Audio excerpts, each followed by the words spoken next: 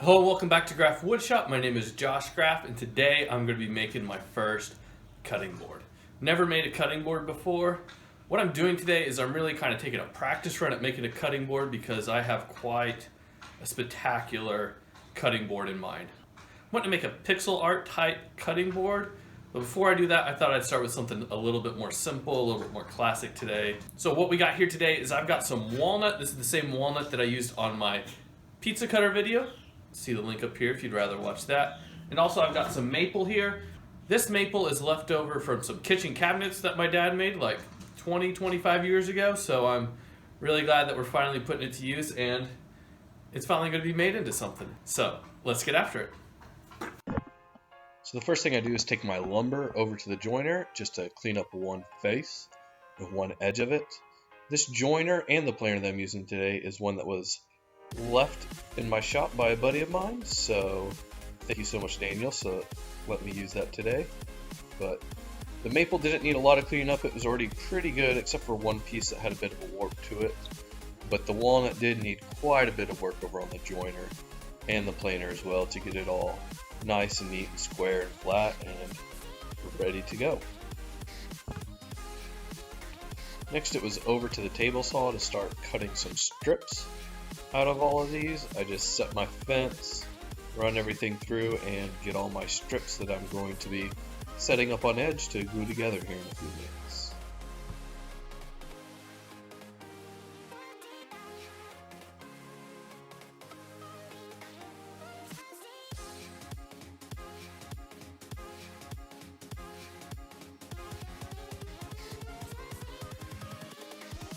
Here we go.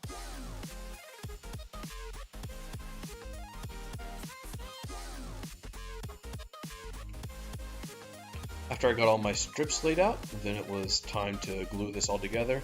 I'm using Type Bond 3 today because it's cutting board, it's going to get washed, it's going to get wet, so I did want something waterproof, something that's going to work real good. Spreading out all my glue, got Harmony the shop dog in here, just making sure that everything is going well.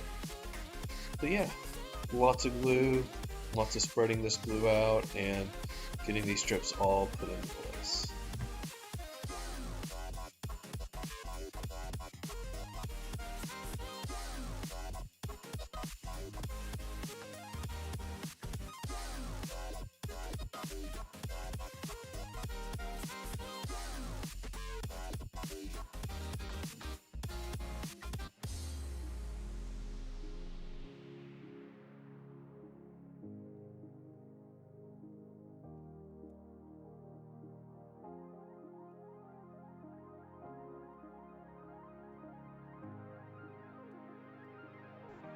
I don't know why I'm adding glue to this last piece. Here in a second I'm going to realize, oh yeah, don't need any glue on that last piece.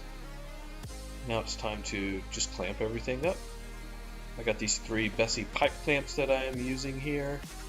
This was the first time I had issue with some of the black coming off the pipes onto the project. I hadn't had any issues with that ever before, but this was the first time I did. So I think next time I'm going to put some wax paper or something like that in between the pipes and the actual clamps to keep that from happening again, because that was kind of a pain to sand off. And here I am sanding. I'm actually testing out 2 different types of sandpaper that I'm trying to decide which one to use moving forward. This first one that was green is from Serious Grit. I really like it. And then the second one is what I have been using. It is 3M Cubitron, and that 3M Cubitron just seems to last forever, but boy is it expensive. But I'm going to put a link to both of these down in the description below if you want to check either one out. Go ahead and subscribe, because after I've used these a little bit longer, I will let you guys know which one I think is better and which one I'm going to start using more moving forward.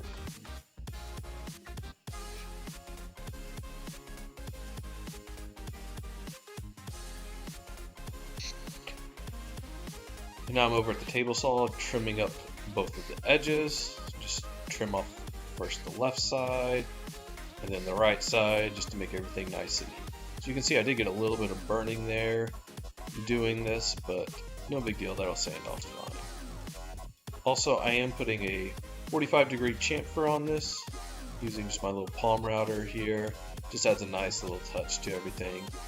Make it nice. After this, I do go back over all the edges with a little piece of sandpaper just to knock them down so they're not quite as sharp and I won't see any breakout in the future.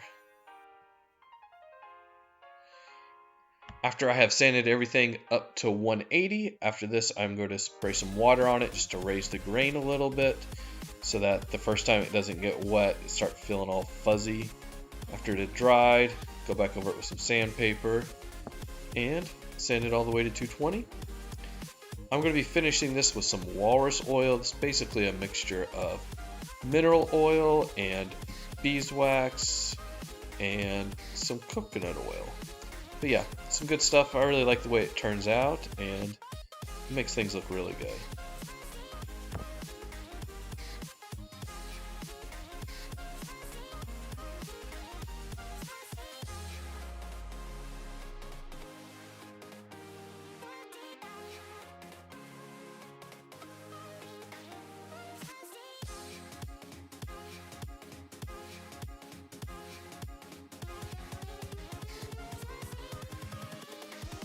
Here we go.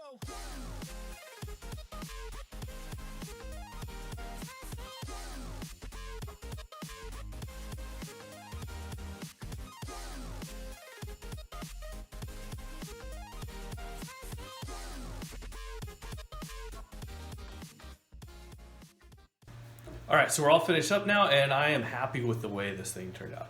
I did learn a few things throughout this process, which is why I wanted to do it. First things first, sanding sucks. It takes forever.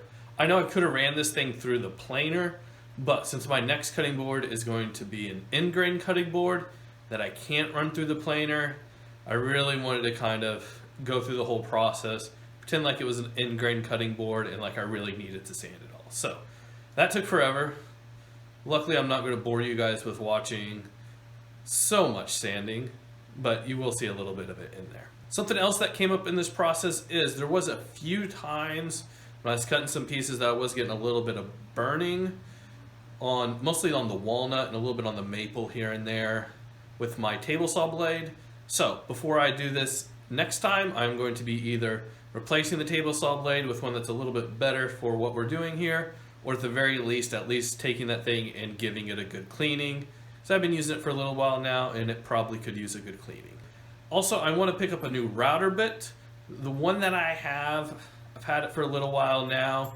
It was pretty cheap quality router bit that I did these chamfers with, and it's leaving just not as nice of a finish as I would like it to. So, clean off the table saw blade, upgrade the router bit, and I'm not looking forward to sanding the next cutting board, but it is going to happen. Also, when I ordered the rubber feet for this one, because I did not have my rubber feet for it yet, I'm going to go ahead and order a set for the next cutting board. That way, I've got them on hand and they are ready to go. Something that I learned during this build was also to really take my time when I'm doing the glue up. If I take more time during the glue up to make sure that everything's aligned better, that's going to save me so much more time on sanding. And that is going to be a big issue looking forward into this next cutting board. So that is something that I took away from this that I think is going to be really, really helpful next time through. So if you want to see the next cutting board that I make, be sure and go ahead and hit that subscribe button because it's coming up soon. Super excited. But yeah, we're getting close. If you guys have any questions for me, be sure and leave them in the comments down below. And I'll see you guys next time. Goodbye.